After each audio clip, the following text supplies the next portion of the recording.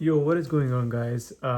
Just wanted to make this video a little longer form video on this MacBook Pro 2021 model with the M1 Pro chip.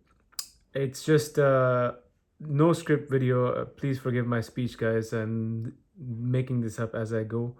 I just wanted to go over what this Mac is capable of in 2025. We're in beginning of almost September, and I made a shorts on this, and people seem to like it a little bit. So I thought that just I would share this long form video going about what this Mac is all about. This was the base model of the 2021 MacBook Pro with the M1 Pro chip. I'm not gonna repeat this every time because it's quite verbose.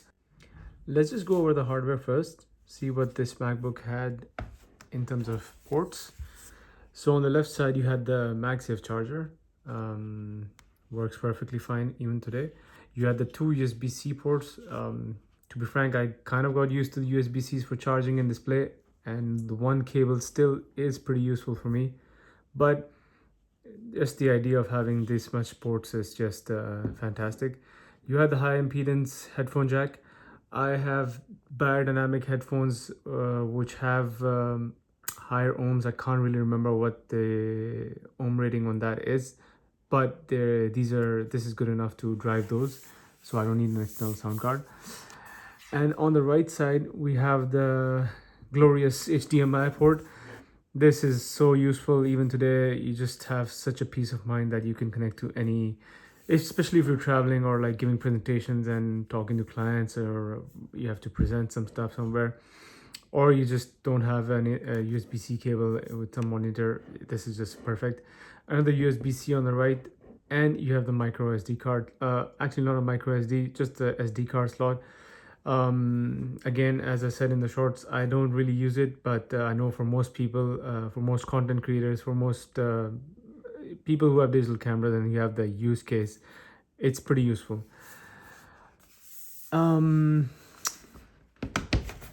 On the inside, you get the glorious Mac trackpad. It works still fantastic. No trackpad comes close to this. And then we have the keyboard. Honestly, I can't say enough good things about this keyboard. It's really a pleasant experience to type on this, to use this keyboard on a daily basis. The keys are the travel to me, it's perfectly fine. The layout is great. The lighting is, as always, perfectly fine. I was coming from a MacBook Air, so I used the MacBook Air before this, but also in parallel, I had a work MacBook Pro, not the M1 Pro, so the one with the touch bar, and with the touch bar, it was yeah, I wasn't a fan of the touch bar. It's nice to be back with these physical keys for all these controls on top. I don't use the I don't use the Touch ID too much, but hey, it's still there. The power button, Touch ID, whatever. Yeah, I have nothing more to say about this keyboard. Perfectly fine, perfectly fantastic. And now for the display. So this was the first time Apple introduced a high refresh rate display on one of their MacBooks, actually on any display whatsoever. And I have to say, this is just fantastic. This is what they call the ProMotion display, and going from a 60 hertz. I mean, I already used a 120 hertz monitor for gaming and stuff, but to use it on a laptop, especially on a Mac, is just a brilliant experience altogether. I will just finish the specs, show you what this had. It had the base configuration, the M1 Pro 14-inch 2021, and it had the 16 gigs of RAM, and it had the 500 gigabytes of storage, so it was the base model. In terms of speaker, to be honest, I don't really use the speakers. I know a lot of people are fans of, I mean, they have that use case, but these speakers are fine. I could actually give you a quick sound test. I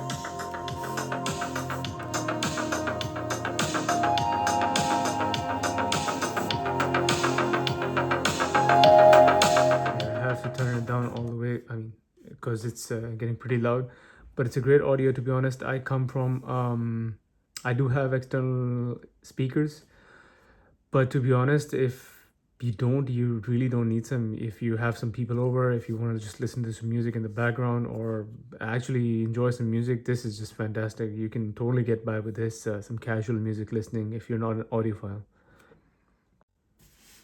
And then we come to the software, and so I've been using this Mac for a few things. I've been using to learn some new coding stuff. I've been trying to learn some new Python and some SQL. I also have been trying to develop some mobile apps, some iOS apps, so for which you need a Mac. And it has been working great. I have no complaints whatsoever with this.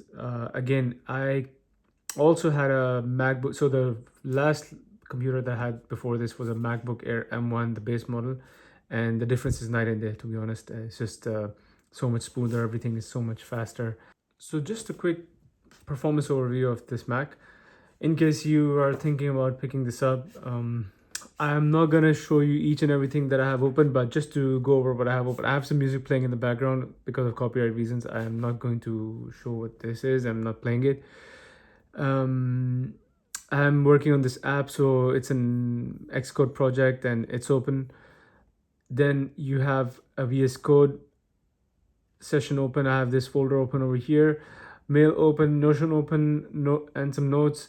And I just played a 4K video in the background, something from National Geographic. And so you can see that in the activity monitor, we're at 12 gigs of memory used.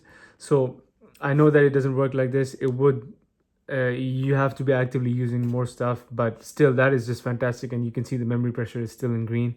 Very little swap used, and that's just amazing because I can't even remember, like on a base model, it was really high. It was in a lot of gigs, the amount of swap used of a MacBook Air.